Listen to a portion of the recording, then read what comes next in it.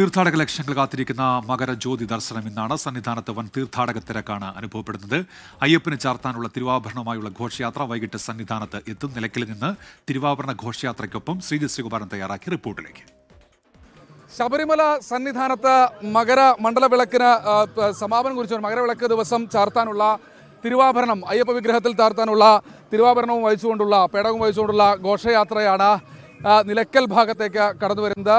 വലിയ ഭക്തിസാന്ദ്രമായ അന്തരീക്ഷമാണ്. നിരവധി ആളുകളുണ്ട്. പോലീസ് ഉദ്യോഗസ്ഥരുടെ ഒക്കെ സാന്നിധ്യത്തിൽ അവരുടെയൊക്കെ അകമ്പടിയോടുകൂടിയാണ് കടന്നു വരുന്നത്. നിലയ്ക്കൽ ഭാഗത്തേക്കാണ് ഇപ്പോൾ കയറുന്നത്. ഇനി അല്പസമയത്തിനകം തന്നെ നിലയ്ക്കൽ ക്ഷേത്രത്തിന് സമീപം തിരുവാഭരണം താഴെ ഇറക്കി വയ്ക്കും. അവിടെ ഭക്തജനങ്ങൾക്ക് ഇത് കാണുവാനുള്ള, ദർശിക്കുവാനുള്ള സൗകര്യമൊരുക്കിയിട്ടുണ്ട്. അതിനുശേഷം നേരെ അട്ടത്തോട് വഴി പരമ്പരാഗത കാനനപാതയിലൂടെ 5:30 മണിയോടുകൂടി ശരംകുത്തിയിലെത്തുന്ന തരത്തിലാണ് ഇതിൻ്റെ യാത്ര സജ്ജീകരിച്ചിരിക്കുന്നത്. പന്തളം കൊട്ടാരത്തിൽ നിന്ന് 2 ദിവസം മുൻപ് പുറപ്പെട്ട യാത്ര വളരെ ഭക്തി സാന്ദ്രമായി തന്നെയാണ് പോയിക്കൊണ്ടിരിക്കുന്നത്. ഈ പേടകങ്ങളുടെ ഒരു ഇതിൽ 3ലും എങ്ങനെയൊക്കെയാണ് ആഭരണങ്ങൾ എന്നുള്ളതിനെ കുറിച്ചൊരു ധാരണ ഉണ്ട്. അയ്യപ്പൻ്റെ തിരുവാഭരണമാണ്.